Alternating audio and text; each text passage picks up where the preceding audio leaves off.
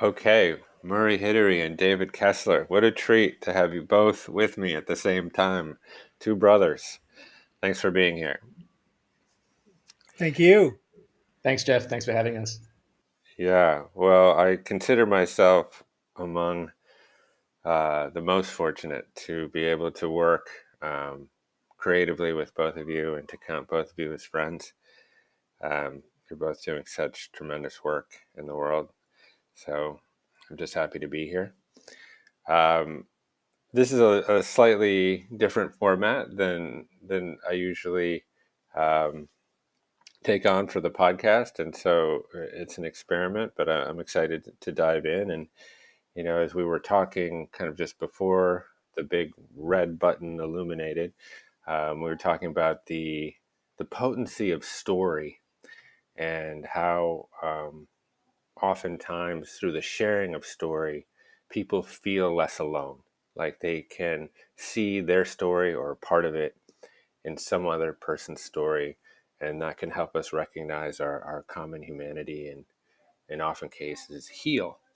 And so I bring that up in the context of this conversation because a few weeks ago, Murray penned an article for the Commune newsletter, which I'm very grateful for because he gave me a week off. Um, but I'm even more grateful for the content of that article because it was incredibly vulnerable and moving, and it made a lot of difference. And I've gotten hundreds of emails in the wake of it with people that have had experiences that are similar or adjacent in some way. So very grateful that you wrote that.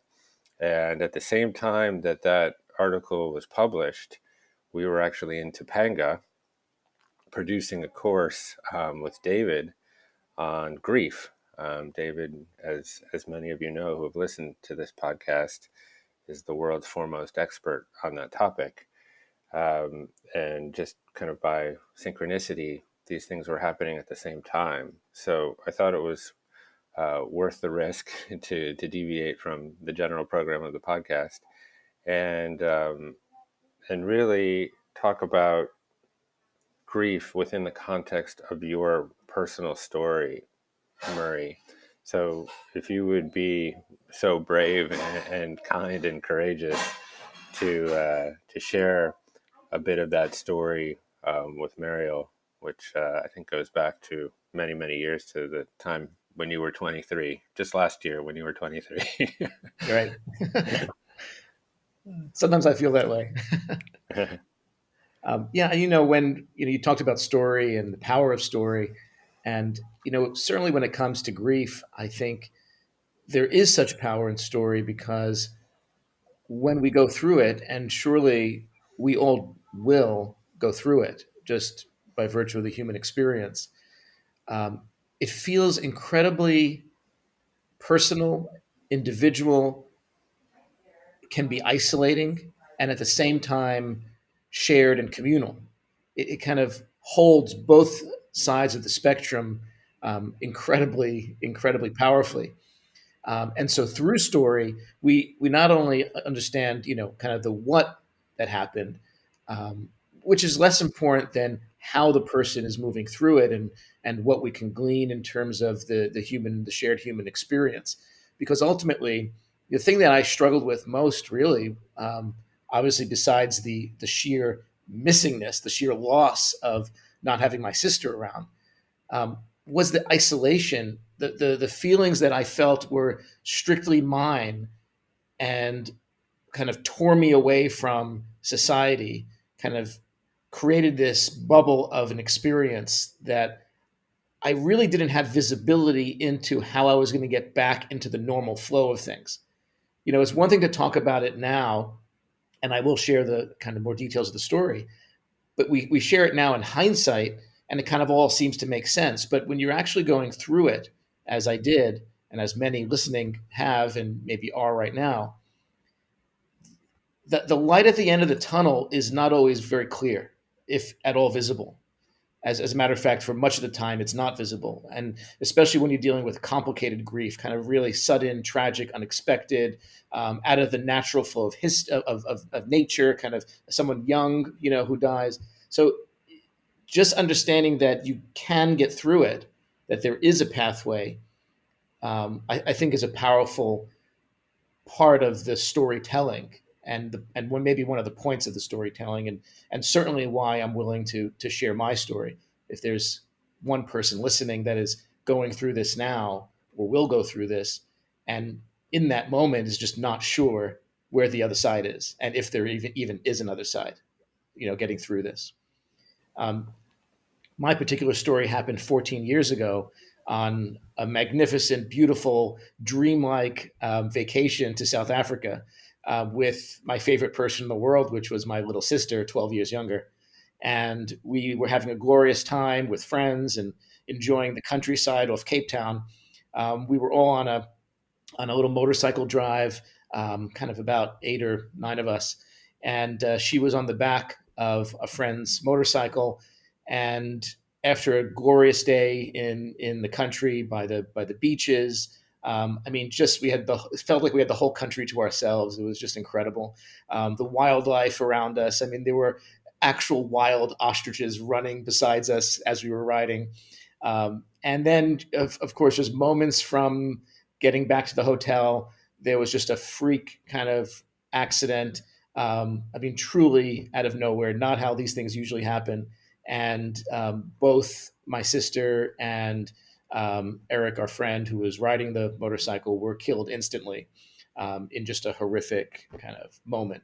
And not only was I on the ride, but I actually saw it because I was right in front of them and just saw it happen in my rearview mirror as I was riding.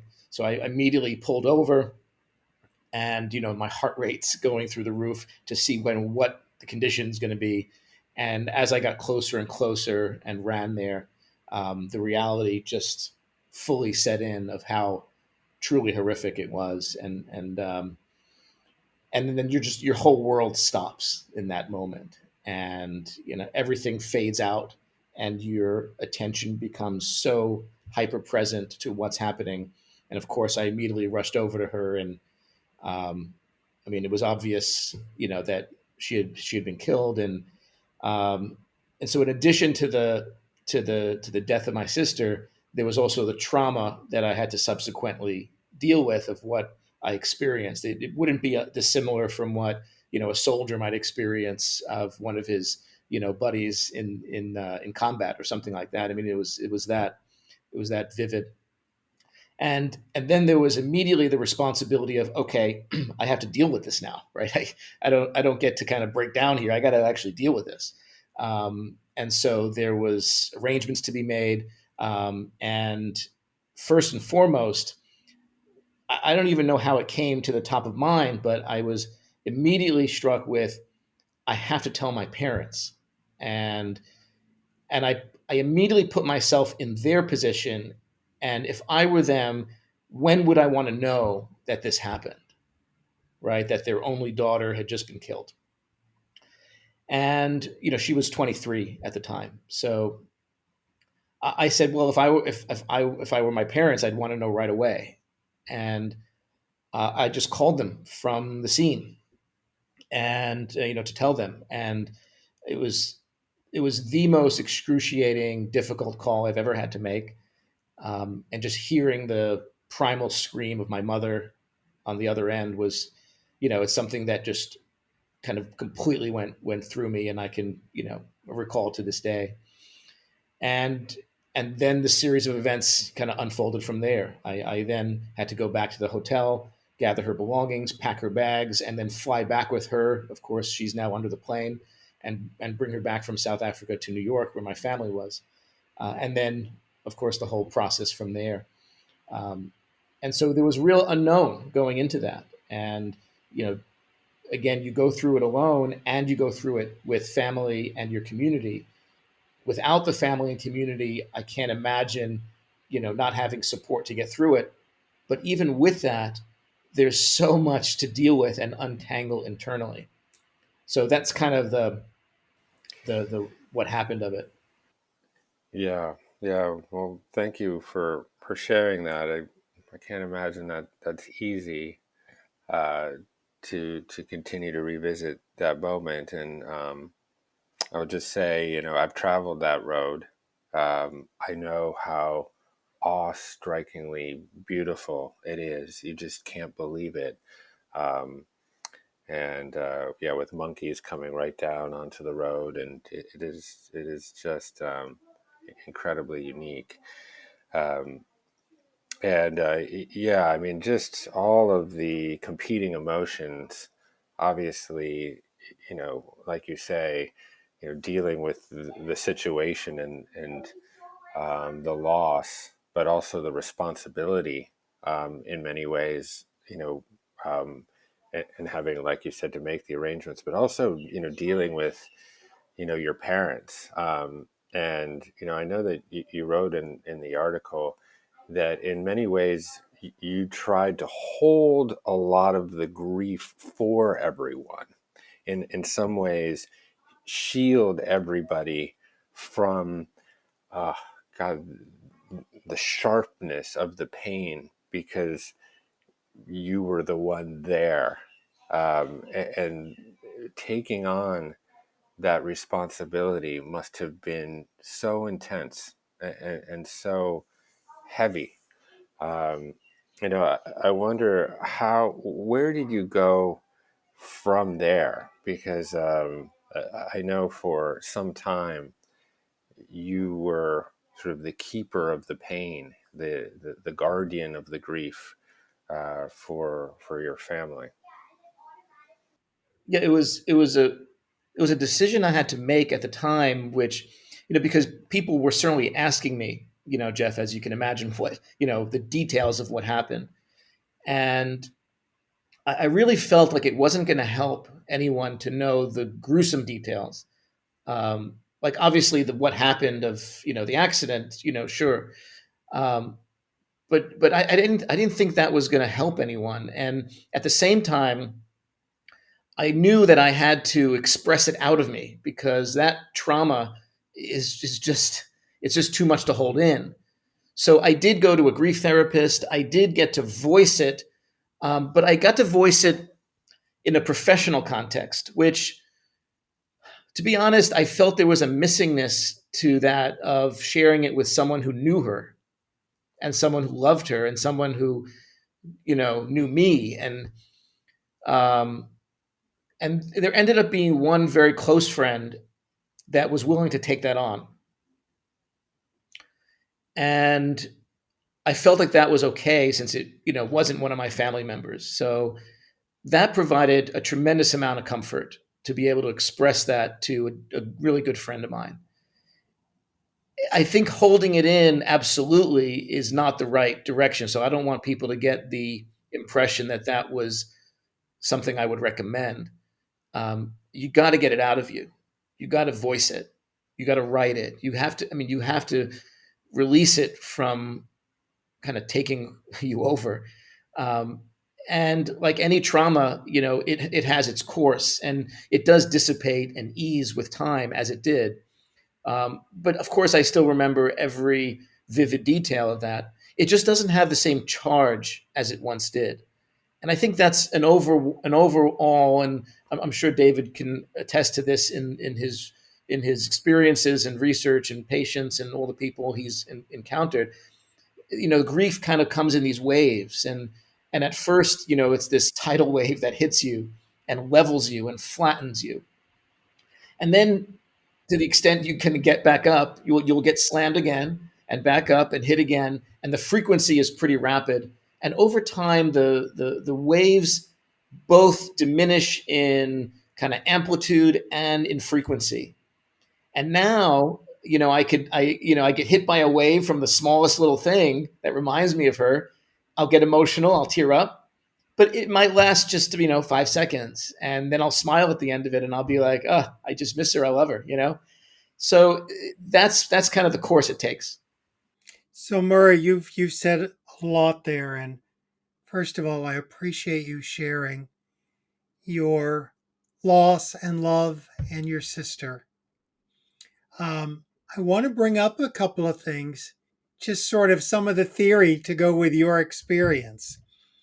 I've talked to Jeff about this. I probably say it 10 times a day. Grief must be witnessed. We're not meant to be islands of grief.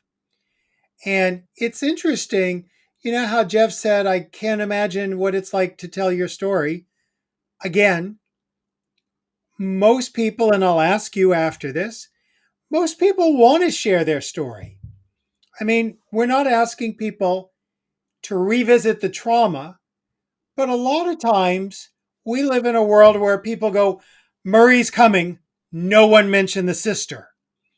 And usually for the person in grief, not everyone, they're like, I don't live in a world void of my sister now in my spirit, in my mind, in my consciousness.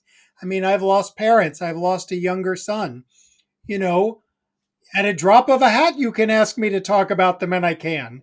And how was it and how is it for you all these years later to tell the story? I fully agree with you. And certainly in the beginning, right, that was my experience, right? Just like you said, where people kind of feel like they're trying to tiptoe around you. They don't want to upset you. They want to lift you up. They want to lift your spirits up. But it's fully present. It's on your face. It's on your body. It's there, right? In the early days, certainly. So not talking about it is disingenuous and doesn't have authenticity to it. So that's absolutely correct. The other thing that And just on that note, there's a period that happens like 6 months to a year where the person begins to look fine. We don't see it on their body the way we did in that first 3 months. And that's when everyone's like, don't remind him. Like, Murray forgot. Let's not remind him he had a sister, which is so far from the truth. Yeah, yeah, and to that point now, when people I know are going through grief, family members, friends, whatever, um, yes, of course, I reach out right away and offer condolences and connect, but really, it's the period of time after, the month after, the 3 months after, the 6 months after, like you said, when things start to seem normal, on the outside, but it's still sitting there. It's when the birthday comes up, it's when the anniversary comes up, it's when the holiday comes up, and no one's at that point wishing them much at all. And that's when they're feeling it equally, if not more. And so I do my best to reach out at those times because I know how that feels, you know, all Right. those months later. And, it's interesting as someone who's written books on this and, the book, and now there's a course. I can't tell you how many people say, oh, I wish your book was around when my friend was at the 2 week or the 1 month point. And I go, where are they now? And they're like, oh, it's been 6 months. It's too late. I'm Not at like, all. it's so not too late. A Right. year is Yeah. not too late. 2 years is not too late. It's like, but, we have that illusion that there is an ending and a finality. And, as you said, it's waves, it's a process, it changes all the time. And the other thing you pointed out that I think is interesting, you talked about the grief and the trauma. I always tell people, I don't know if you've heard it this way. I always say we're dealing with three things: the grief, the trauma, and the traumatic moment. So, all grief does not have trauma, but all trauma has grief. And so for you, I would imagine in that situation, there's the grief of your sweet sister dying. There's the traumatic moment that you encountered. And then there's the trauma. That's the aftermath. It's interesting, like even now in our pandemic world, people go, I have post traumatic stress over COVID. And I'm like, it's not even post yet. We're Yeah. in the Right. traumatic stress. Like we're not even at post yet. So part of the work that I'm sure you had to do was for you to get out of that traumatic moment to then deal with the grief and the trauma of it. So that's a great point. Because that's where we get stuck. And that's a great point. And there's a phenomenon that happens that I certainly experienced, where once we can reflect on what has happened, okay, so it's happened, we're in shock, we kind of taken it in, and now we're back home with ourselves, with our thoughts, with our reflections on it. The way the brain works, as you know, it's going to start to layer all this meaning on it, and we're going to start to interpret what happened in a million different ways. And that's when all these other emotions, for me, started to jump on the bandwagon. They started to draft, right behind grief and go along for the ride. And that included, guilt. It included shame. It included a whole host of emotions that were just jumping on, and they all seem equally real. There's no sense that it's not real. That story that we tell ourselves about it, the interpretation of it, is extremely real, and it's generating an emotional experience that's visceral and complicates the grief. So as opposed to just purely, grieving this loss, this death, this missingness, I'm now having to process like the what ifs, and I should have done this and I should have done that, and all the million things that come along with that. And by the way, not eased in any way necessarily by the interaction with others. There might be people in your life, there certainly were in mine, that kind of felt a certain way that wasn't helpful when it comes to things like guilt and blame and responsibility and things like that. So it takes quite a presence. It takes quite an effort to take a step back from that and start to untangle that. As Jeff alluded to, during the Shiva, which is the Jewish week-long mourning period where family and friends come together, very, very helpful and very powerful to have that communal grieving.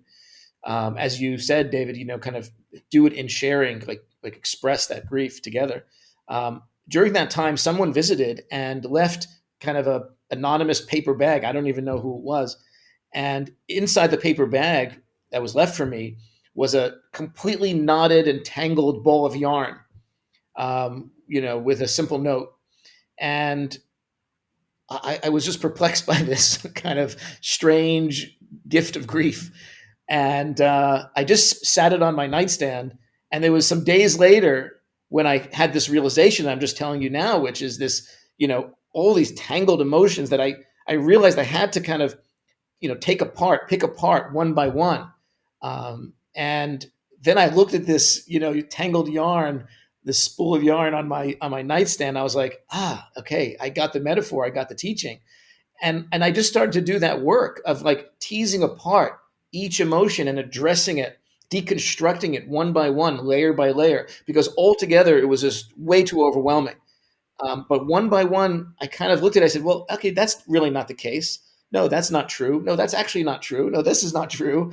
And suddenly you then distill it down to the pure grief, which at the fundamental level is just pure freaking love. It's just pure love at the deepest level without all the nonsense and trash and garbage that the mind tries to feed us. And it was just so liberating to get there. It took a while, but it was so liberating to get there.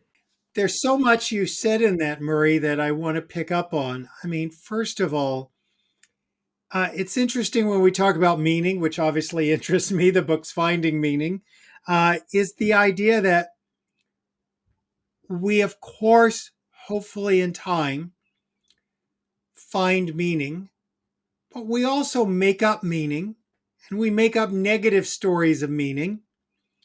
Oh, if only I had done this, if I had done that, she'd still would be here. Why didn't, on some level, you're a brother, you're supposed to be a protector. All those things our mind makes up, the stories around meaning. But it's so important that I think at the end of the day, you're able to distill this grief down to love. And it's interesting. I said this with, as I talk to Liz all the time, my other friend, just about, pain from loss is inevitable. Suffering is optional. There's the pure grief. That's the pure love of your sister. Then there's all the extraneous stuff. How she died, whose fault, is it yours? Could you have prevented it? All those what ifs. I mean, how haunted can we be by two words? What if? And it's such a natural part of grief to go through that. Yeah. And I think part of, when you asked me earlier, how do I feel about telling the story now? Um, it's the same way I felt back then and even now. I mean, for a while, for a number of years, the story, David, felt so sacred in the sense that, her life was so unique, so special that I equated her death as being equally sacred. And I didn't want it to fall on ears that weren't fully empathetic with it and cared about it. So I didn't want to trivialize the story of the death And by it's just telling it. interesting, Right. right? It's interesting you say that because I always talk about, and you said it so beautifully, being sacred. I always talk about share it with people who deserve the story Exactly. and with the right moments. And I always give the example, even with my younger son's death. I'm in the grocery store, I'm in the checkout line, there's people behind me, and the checker goes, David, how's the boys? That moment does not deserve the story. Yeah. Not the right moment. I, Exactly. or I'm at a party and someone goes, how's the kids? And of course, I'm like, oh my gosh, you probably run into people who haven't seen you in years. How's your sister? And it's that moment, I've learned we're about to sing happy birthday to someone, and someone goes, how's the boys? And I say in that moment, fine, there's a lot more to that story. I'll call you tomorrow. And just keep moving because the moment doesn't deserve the sacredness of the story. And then when I was able to tell it and feel expressed about it, um, it is very welcome to tell the story because I think the one fear we all have, and I'd love to hear your thought on it in your own grief experience with your son, is the last thing we want is our loved one, my sister, your son, to be forgotten. So we want to tell stories about them. We want to tell their story. We want to share who they were, give a glimpse into their character, into their quirkiness, into their passions, into their purpose, into their legacy. And if we are not talking about them, even the story of their death, then they're somewhat forgotten and start to dissolve. As long as we remember they live, Yeah, so I think it's so important to talk about them. And, the talking is also the processing. It's yeah, processing the grief. If it's trauma, you got to process the trauma. yeah. Just someone going, okay, time to quit talking about them, time to quit talking about the divorce, the breakup, the betrayal. I mean, we have to process what we've been through. So And I think that's Jeff, part of human nature. on the heels of the article that I wrote for Commune, there was an interesting development that I'll share with you here, Hmm. which was I felt like I had to let my family know that I wrote this article, Yeah. this quite in depth survey of my own emotional experience through grief, and what I decided to do was we have a group, family chat um, on WhatsApp, like so many of us do. And I sent a note and I said, look, I wrote this article. It's pretty in depth, and if you're in a place to read it, I would love for you to. If you're not in a place to read it, there's no, I'm not forcing you to read this. And if you do decide to read it, you both either don't have to respond to me if you don't feel ready to do that or comfortable doing that. And if Yeah. you are comfortable doing that, I really, really welcome talking about it. So I Yeah. kind of like lay that out for them, right? Just giving some freedom within that with no obligation and no pressure, right? And what's amazing is that, look, my family, like I'm sure so many families listening, they're not big emotional talkers. Okay, they're just not. And it comes from my grandparents, and I'm sure generations past. It's just a way of being that is, it's in the genes. And it's again back to what David said earlier. Like, we feel like we're gonna trigger making the other person feel upset. So it's out of compassion, but in my opinion, it's somewhat misguided compassion. But that's kind of the way it's been. on the heels of this article and letting them know about it, I immediately heard from two family members. And I got on the phone with them right away and spent hours, Jeff, hours on the phone with them. And their immediate response was relief. They said, after all these years, I haven't been able to talk about it with anyone. And like that just went through me. Like it even moves me right now. Like I'm just like, God, for 14 years, so many of us in the family have just been sitting on emotions unexpressed. And Yeah, it yeah, enabled us to talk about it more. And I'm hoping that continues to open up. But by the way, including my mother. yeah. I can resonate so deeply with that because I saw the same patterns in my own family. And, my grandfather lost his daughter, my aunt. And, this is somewhat, I believe, of a generational phenomenon. But his um, response to the loss of his daughter was obviously great internalized pain, but very externalized stoicism. Exactly. And it wasn't, I mean, he never uttered her name in public.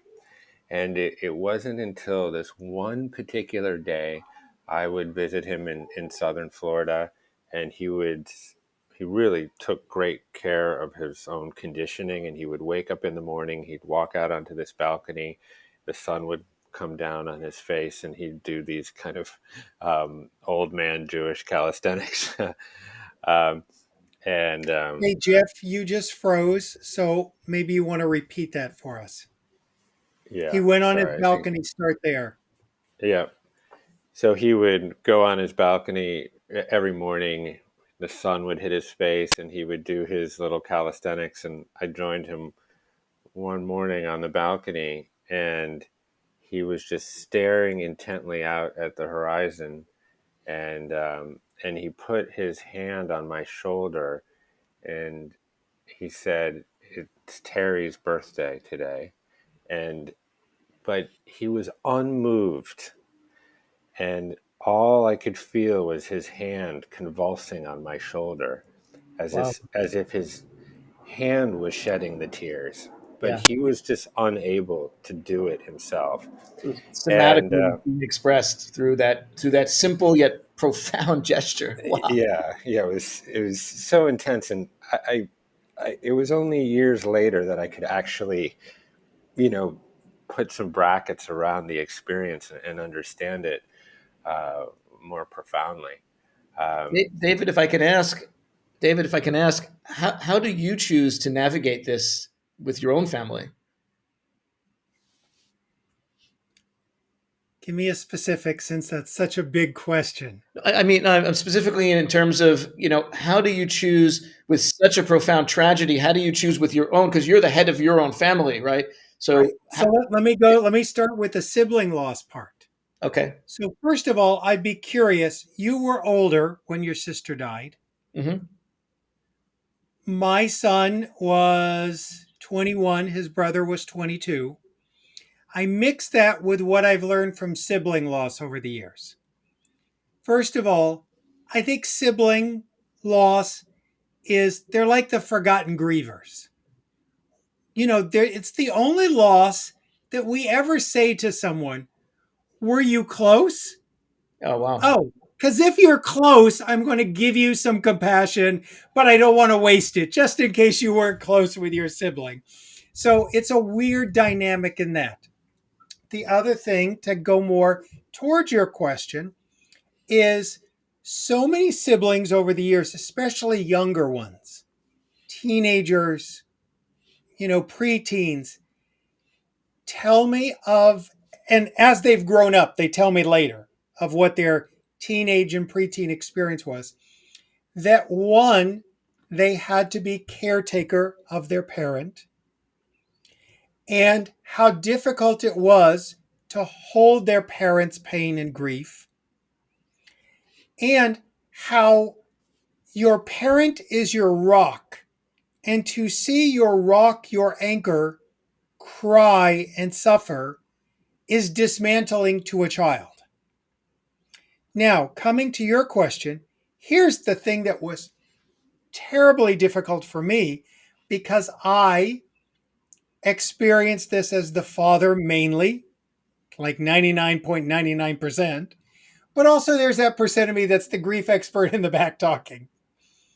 So there's times my older son would come over and I did what I had heard parents do for years. I would go, how are you? And then I would break down and I would cry. And, the child comes away going, you said, how are you? But after that, nothing about it was my grief. Right. It was the parents' grief. And it was so hard. When my son was visiting, I would literally go to the cemetery first because I wanted to give my grief time before he walked in so I could really say, how are you? And make it about him. Mm. And I can remember the first or maybe second Father's Day. Maybe it was the first. He came over and literally I was face down in pain in bed. And he said, are we doing something? Or you just want to be here? And I wanted to turn to him and go, your brother's dead. There is nothing doable today. This is the most horrible day.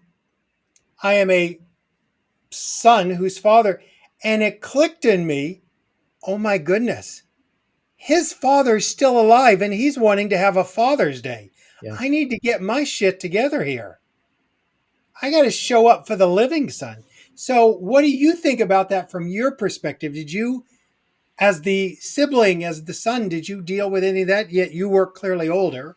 So yeah, so I was in my mid 30s, about 35. My sister was 23. I have an older brother. I have two other brothers. There's it's four boys, and then the girl was the youngest. Marielle was the youngest. So we all had this sense of kind of a paternal kind of a relationship with her, and certainly 12 years older than her. I really had this really big kind of brother, almost father-like relationship with her. We were extremely, extremely close, and that's why those feelings of kind of responsibility and guilt did surface, as you said earlier. In terms of my parents, I got to tell you, I've never found more respect and love for them than watching their way of being going through that grief.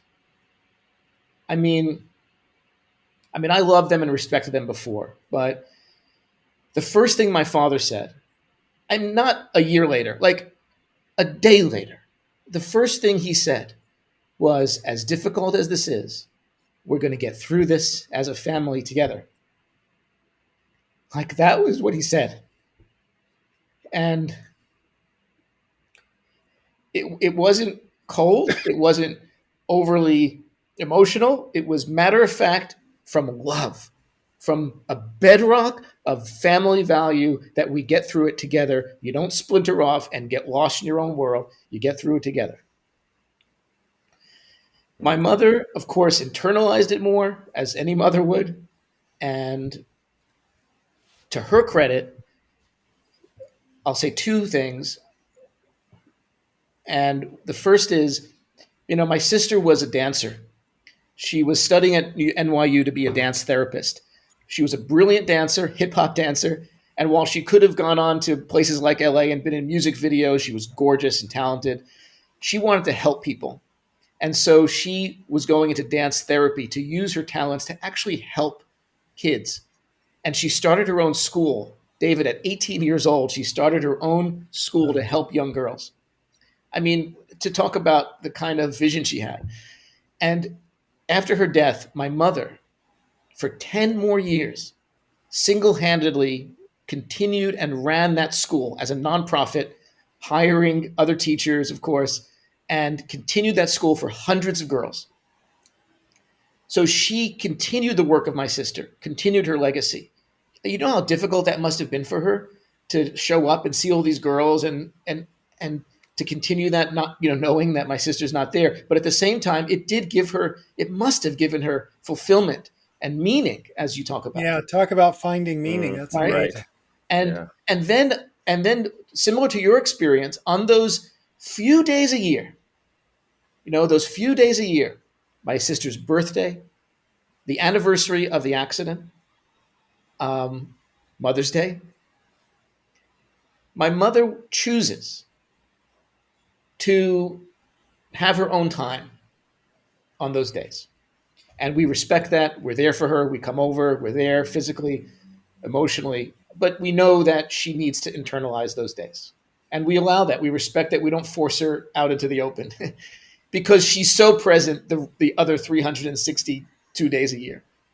She's Well, so that's, present. I always say grief needs dedicated time. Not a lot, but dedicated time. So, what a teacher she is, Yeah, that remarkable. she knows to function for the other 360 days. Yeah, There's 5 days that she's yeah. I mean, taking time for her. beyond function. I mean, present and Right, right. positive and engaged. And she has her rituals. Besides continuing the school, she Shabbat candles. In Jewish tradition, every Shabbat on Friday night we light candles. She lights an extra candle for my sister. Mm. Continuation of tradition and expressions of love. Yeah. Hearing about Mariel as a dancer and your mother's commitment to continue um, that tradition, you wrote something poignant in your article about grief. You said, grief is a dance with acceptance and resistance. Yeah, And, David, in his work on his own, but also in partnership with Elizabeth Kubler-Ross, was very instrumental in helping to codify and helping people understand various stages of grief: denial, anger, bargaining, depression, and inevitably acceptance. But he's also been very articulate in expressing the fact that these don't happen linearly per se. I um, can do them in an hour. I can do them all in an hour. yeah. I'm sure you Check, can too, check, Mary. check, check, check. um, and this, of the many, many emails that I mentioned that I got in response to your article, so many of them mentioned that particular phrase, that this dance of coming in and out of feeling strong, confident, on top of it, and then also feeling Yeah, um, overwhelmed. And just, I think hearing that it's okay to sometimes still feel intense sadness, that isn't a form of weakness, I think was really, really helpful um, for people. And um, and I wonder, for you, because you guys are obviously a family that is very influenced by the arts. As Before we go there, Jeff, I yeah, just want to say one thing on yeah, that. please. I think the duality helps people. We often are like, all right, should I be this or should I be that? I think resistance and acceptance is beautiful. I also talk about, we're living between grieving fully and living fully. mm, We're also reflecting at the same time we're trying to restore.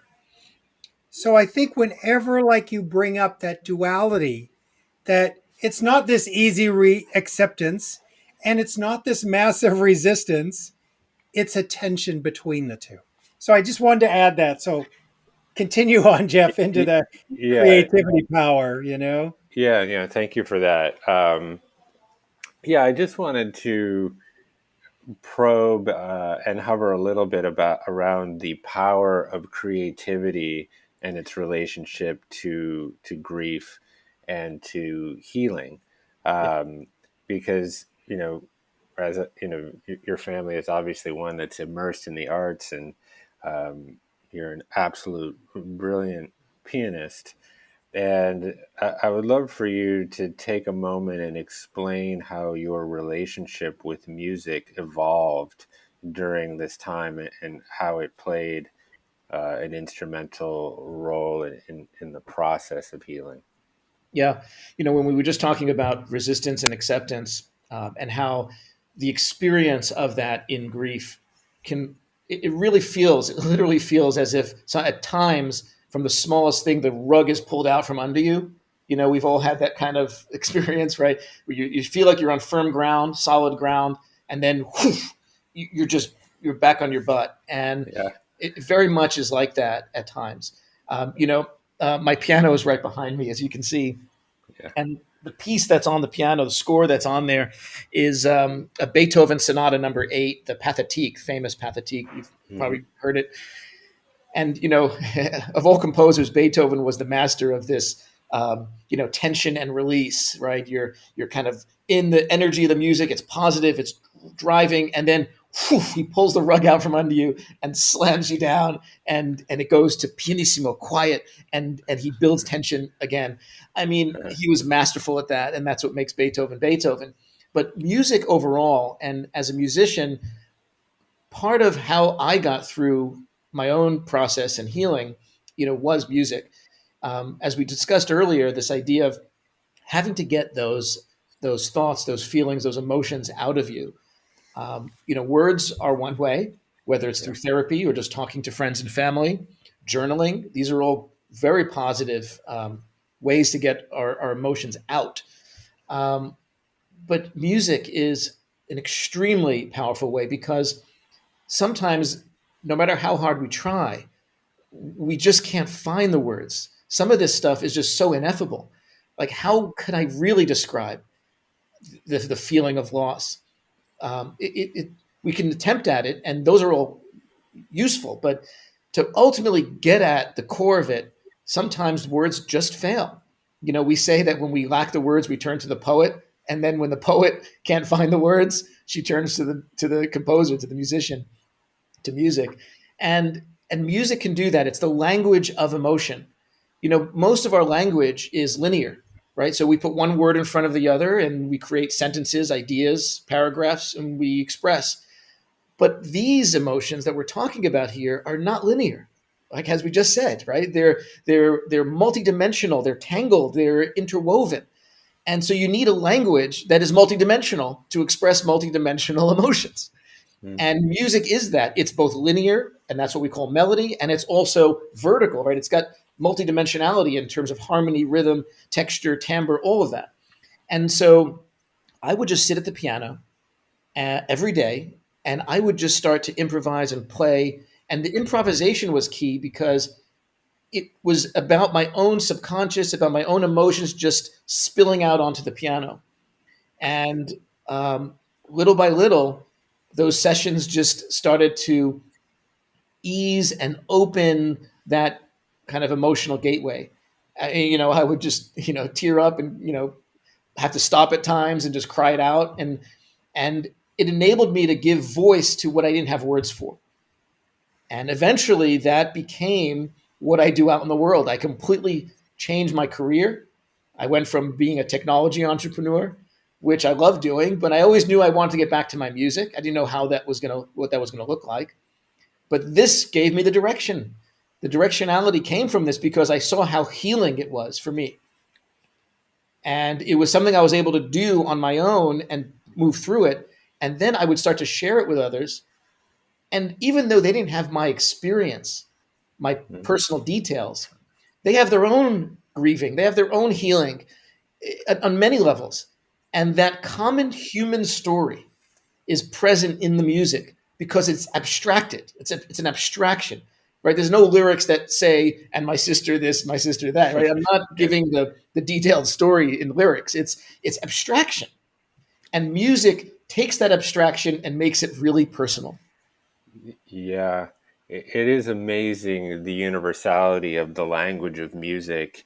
And there have been several studies done, where they will amass people from different nationalities and ethnicities, and they'll hook them up to fMRIs, and they'll play different pieces of music, and it doesn't matter where people have come from.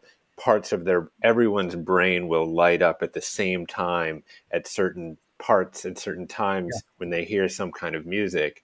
And it is, the phenomenology of that is it's sort of inexplicable. And I think also the polyphony that music provides is a mirror to one's own emotional polyphony, right? I mean, David Exactly. very articulately said that, that pain or anger or and joy and ebullience, that these things can coexist. And oftentimes in some of, in Beethoven or in other music, improvised music, you will have different, lines that are commingling, that are expressing things that represent very, very different kinds of emotions. And it's sort of a way uh, um, to create a container for things that might seem otherwise dissonant, but actually go together. I Yeah, think I love that. you also, yeah. I was going to say, I love that line in Hamilton. Um, there are moments that the words don't reach. I'm like, yep, there's just moments the words just don't reach. They just can't describe. And I think, people find so much in music, art, because look, at the end of the day, death is an ending, death is decay, and, creativity is rebirth. It's a beginning, it's starting again. It's so many things that sort of give the yin to that yang, And to that point, David, why music for me is so powerful. And by the way, dance is similar in that right? these are the only art forms that only exist in the moment temporarily, right? And a sculpture, a painting might last thousands of years, but the music disappears the moment it's experienced. And that when I realized that, it became such a teaching for me because it opened up the ephemerality of all things, and now I started to create this intimacy with death through music. Mm. And good music, right, powerful music, music that moves us, is music that plays with that tension and release, that anticipation, kind of giving us something, not all of it, holding it back, then releasing it, then taking it back, right? And that's what grief was for me. It was this, right, resistance and acceptance, dynamic. And music holds that, and it celebrates that, which is why we can have joy and pain in that melancholy, kind of orgasmic experience of music, and it's just so healing. Yeah, my music teacher once said that inside every piece of great music, something is changing while something else is staying the same. Exactly. So you have these motifs that recur, and that they're colored in different ways, such that that same motif can be interpreted a different way, even if it's the same exact note. and So and, there is, and Jeff, it's that the thing that's changing, we simultaneously, I mean, this is so real for me, we yeah, simultaneously want it to remain the same, and we can't wait for it to change. yeah, yeah. Like, Well, I it's think, just so powerful. yeah, I think, understanding impermanence, and by extension death, through the experience of music, I think, can be very powerful.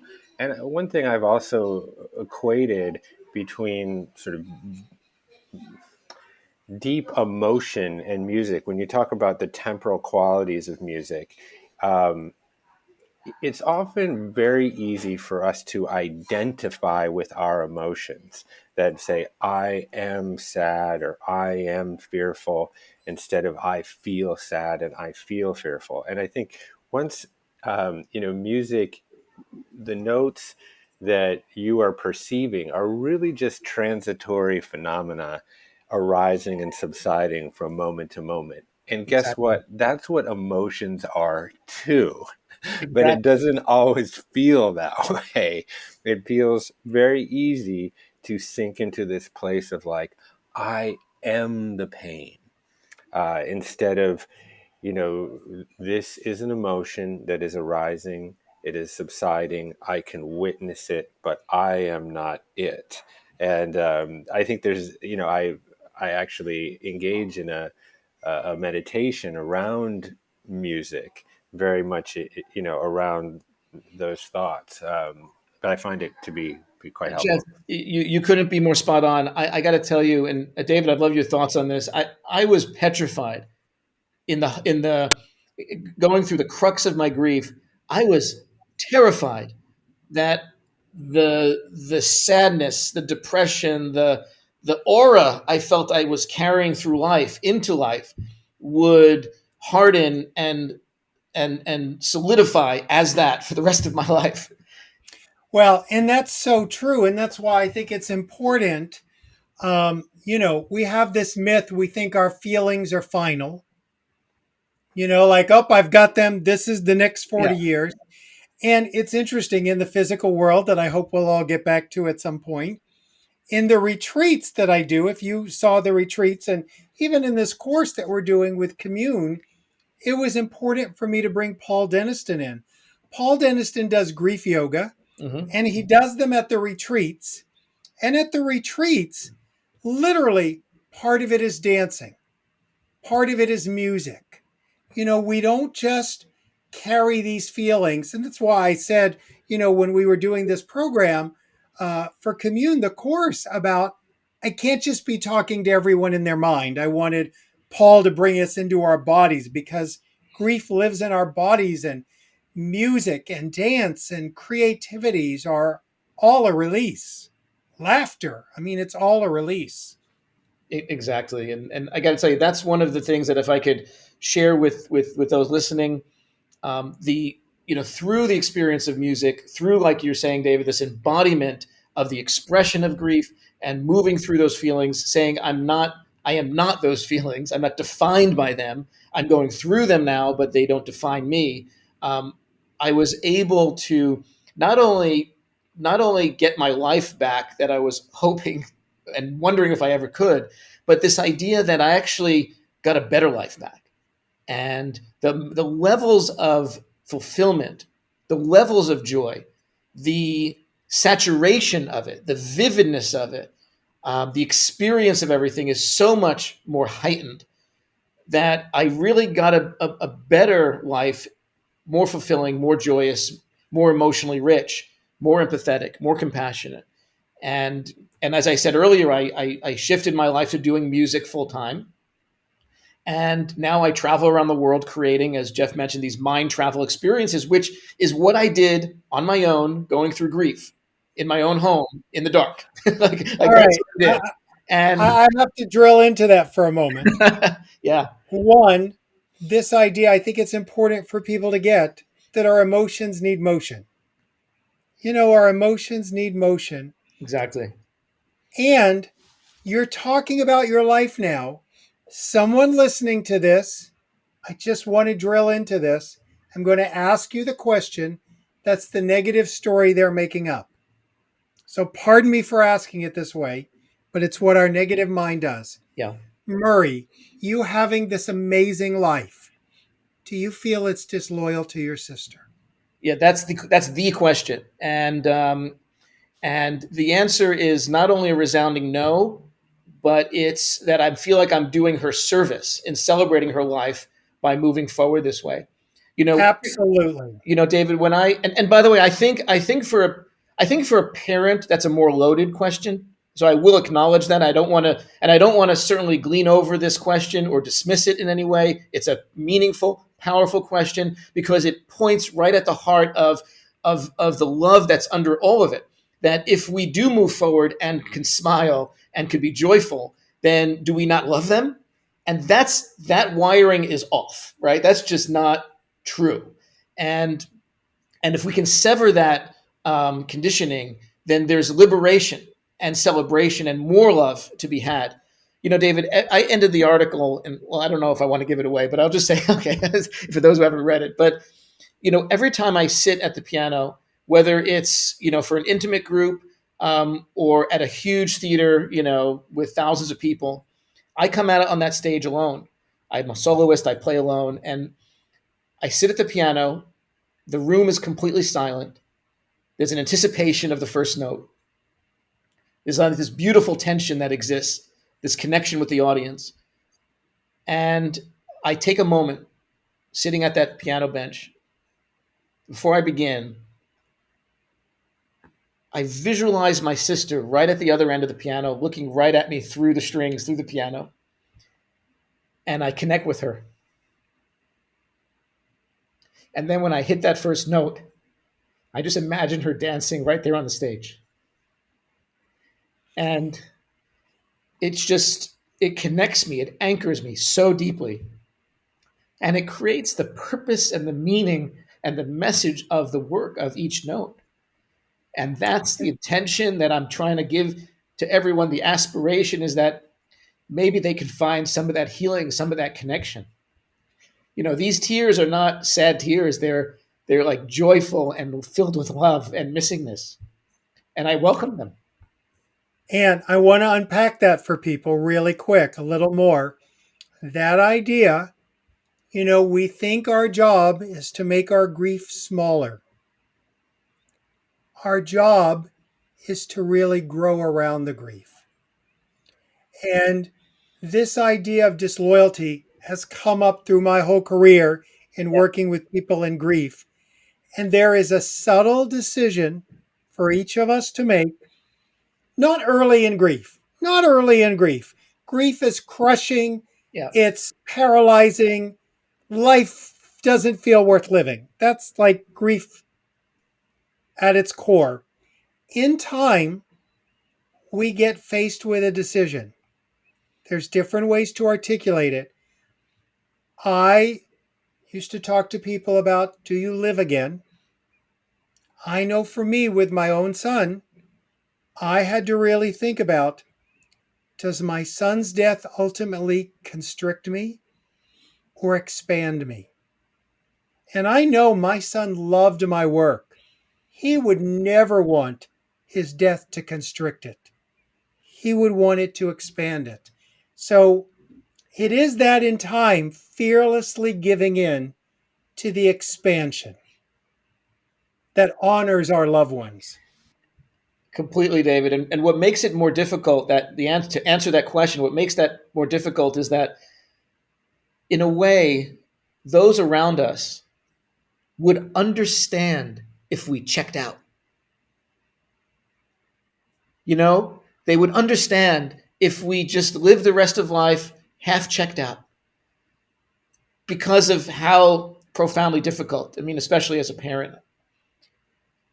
And that almost gives our victim mentality an excuse, a comfortable seat to just sit back. And so I think it makes that question even harder to answer in a healthy way.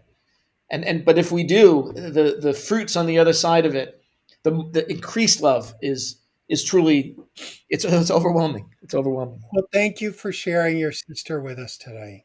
Thank you so much. for hearing it and listening to it and being with it and being with her. Thank you.